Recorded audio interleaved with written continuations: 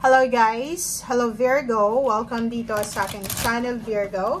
Alamin natin kung anong messages, vibration, gabay energy para sa lahat ng Virgo friends natin na nanonood. Dahil general reading, pwede kang makaresonate. Gamitin mo ang iyong intuition sa panunood Virgo.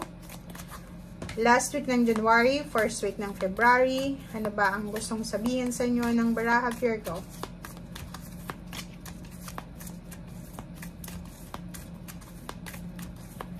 Okay, kumuha tayo dito guys ng isang baraha. Okay, mending bridges. Wow, I heal rifts. I am a mentor. Okay, so nakikita natin dito Virgo, maybe may mga nag-aaway.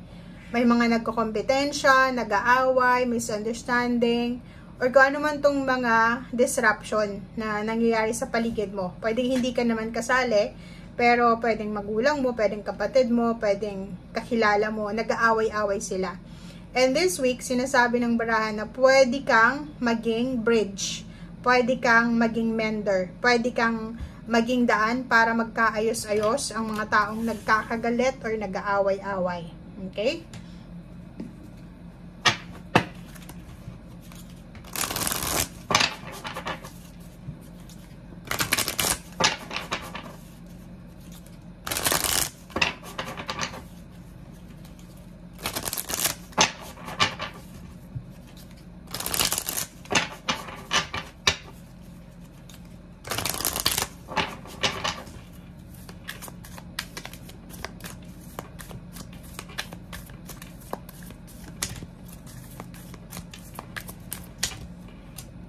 Okay, travel.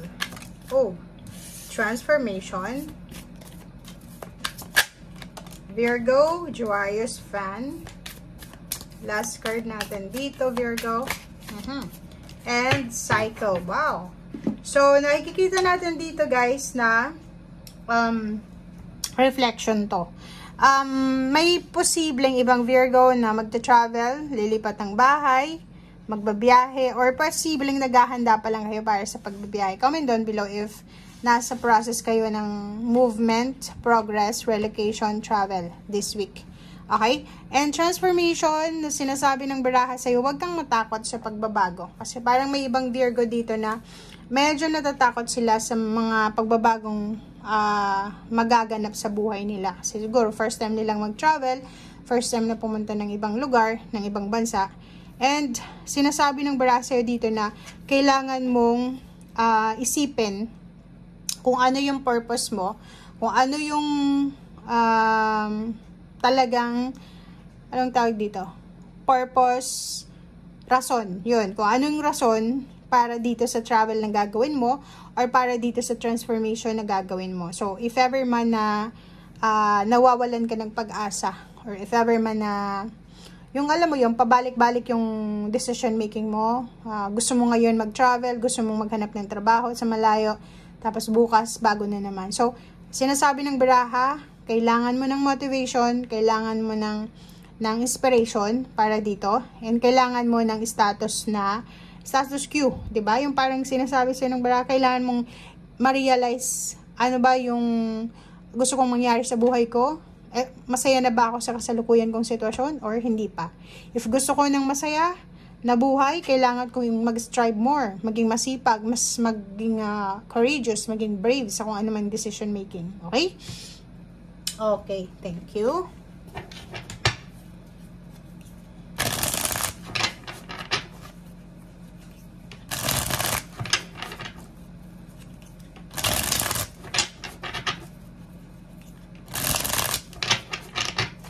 Okay, Virgo.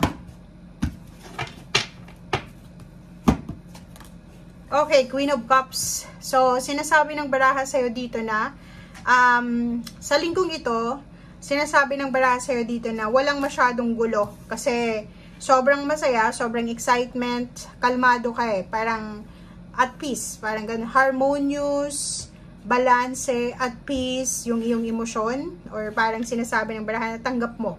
Tanggap mo kung ano yung gagawin mo, tanggap mo kung ano yung kapalaran mo, tanggap mo kung ano yung weaknesses mo, yung strength mo. And Ace of Wands, nakikita ko sa'yo dito na sobrang excited ka. Sa sobrang excitement mo, parang hindi ka makatulog sa sobrang excited mo sa travel or sa kung ano man tong transformation, pagbabago.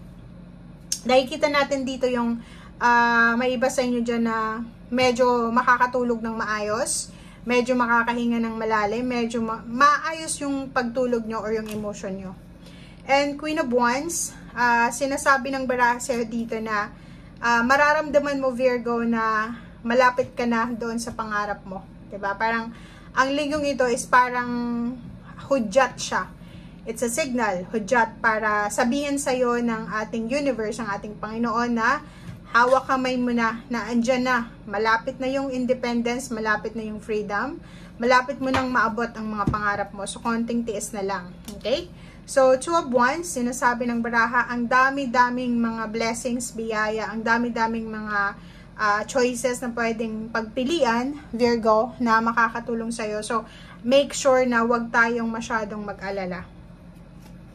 Okay, 22, sinasabi ng baraha sa'yo dito, iwasan mo yung overthinking, iwasan mo yung overanalyzing, iwasan mo yung sobrang pag-iisip ng advance, iwasan natin yung takot, 'di ba? So, sinasabi ng Ace of Swords sa'yo dito na huwag kang mag-alala kasi darating ang araw na etong takot na nararamdaman mo sa ngayon, yung may iba kasi sa inyo na takot kayo sa transformation, 'di ba? Yung sanay na sa kanilang comfort zone, like palagi kang nagtatrabaho sa Pilipinas or sa probinsya and may offer sa'yo na magtrabaho sa ibang lugar, sa ibang bansa.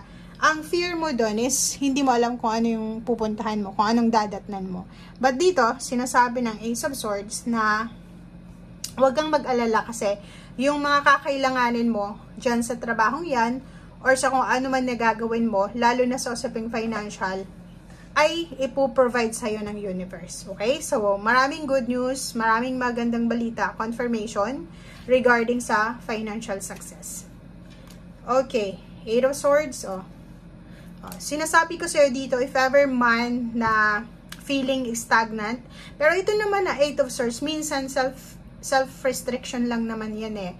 Like, wala namang naglalagay sa atin sa sitwasyon ng stagnation. Like, ikaw, nasa probinsya ka or nasa Pilipinas, may may pinag-aralan or kahit wala kang pinag-aralan pero healthy ka naman na makapagtrabaho, parang yung iba sa inyo mas kontento na lang kayo na nasa comfort zone kayo nasa Pilipinas, malapit sa pamilya, close sa pamilya, ayaw mawalay sa pamilya, ayaw ma-homesick. So parang nilalagay niyo yung sarili niyo sa Eight of Swords, sa self-restriction. Dito sa barahang to, sinasabi ng baraha na if ever man, sa linggong ito, may mag-offer sa'yo ng work na kailangan mong makalabas sa restriction na nilalagay mo sa sarili mo, tanggapin mo siya. Diba? The World card, sinasabi ng baraha, tapusin mo na yung stagnation sa buhay mo. Tapusin mo yung negativity, tapusin mo na yung mga takot na yan. I-welcome nyo yung transformation dito, yung positive news, positive new beginnings and future na parang ino-offer sa'yo ng universe, okay? So, bawasan natin yung overthinking, overanalyzing, negativity, yung sobra-sobrang elemento sa buhay natin na parang nilalagay tayo sa Eight of Swords or sa restrictions. Thank you guys. Bye!